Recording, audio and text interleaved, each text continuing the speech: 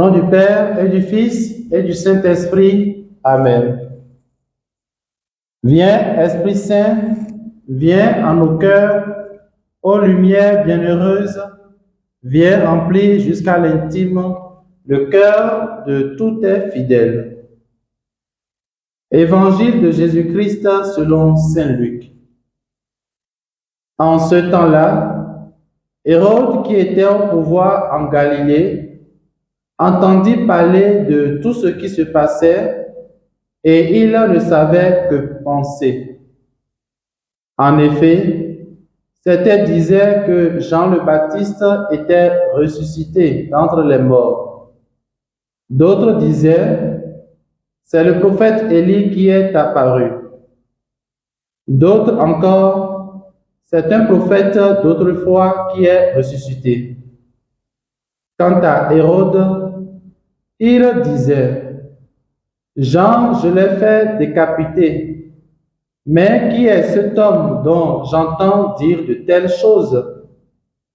Et il cherchait à le voir. Acclamons la parole du Seigneur. Louange à toi, Seigneur Jésus. Bien-aimés dans le Seigneur, nous sommes aujourd'hui le jeudi 28 septembre 2023 et nous rendons grâce au Seigneur pour le don de la vie.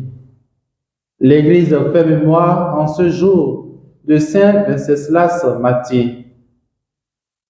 L'épisode de ce matin nous présente Hérode qui est perplexe devant ce qu'il entend dire de Jésus et il cherche à le voir.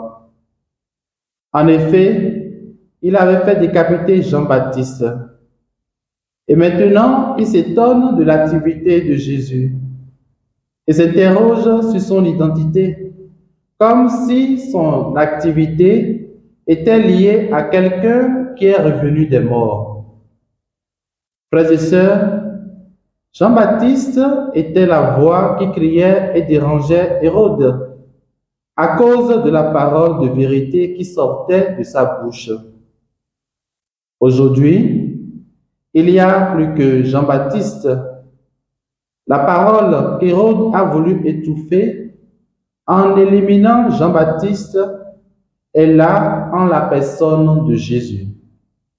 Il est la parole de Dieu et c'est dans l'écoute de cette parole que nous pouvons le voir et le rencontrer.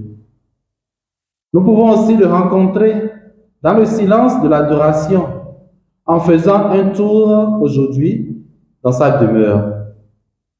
Que par l'intercession du martyr de Saint Venceslas, puissions-nous témoigner avec courage notre foi en Jésus et que Dieu Tout-Puissant vous bénisse au nom du Père et du Fils et du Saint-Esprit.